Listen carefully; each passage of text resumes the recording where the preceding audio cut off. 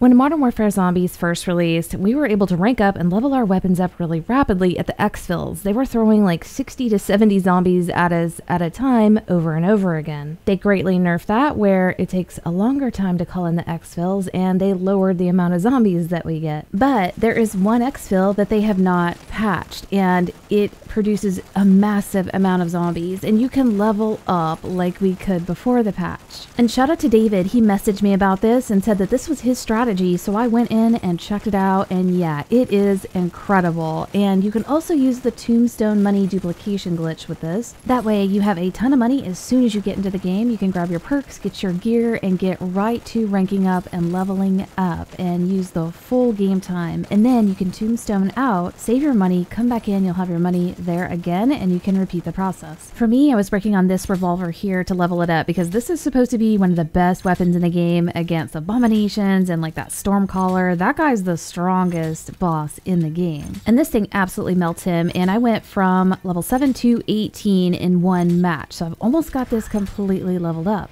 So this EXFIL spot that has this crazy amount of zombies that has not been patched is in Act 1 in the final mission called Extraction. When you have this mission activated, there's going to be an EXFIL on the map with a star to let you know this is where you gotta go. There's gonna be red smoke instead of green. And a lot of people might have already completed this, but you can come back and do it again. But what I'm doing is not completing it because I think it helps the tombstone work better. I'm not 100% confirmed on that though. With tombstone perk equipped, I'm able to bleed out inside of the mission in the private map area, and then when I come back into the regular map, my tombstone reappears. But shout out to Tag935, he's completed this mission, and when he tries to do it, his tombstone does not reappear. So we're not 100% on what's making it work and what's making it not work, but I know for me it does work every time. So I'll show you the strategy I use as a solo player and just a few things that make this a little bit easier. And shout out to David because this was some of the tips and tricks that he told me about. As soon as you get off the chopper, there's always going to be a turret circuit card right there. Pick that up. That's going to be a huge help. The next thing I do is move towards the helipad that's on the north end of this private mapped out area, and I take these two zip lines and get straight to the helipad. There is a little bit of running to get to these zip lines, and the AIs that are around are not really that big of a deal. If you just keep moving, they typically don't mess with you or shoot you. But yeah, right here I get to the helipad, and then I set up a permanent monkey bomb. I'm going to set it up right in front of this turret because I'm going to be using this turret in addition to some other equipment to just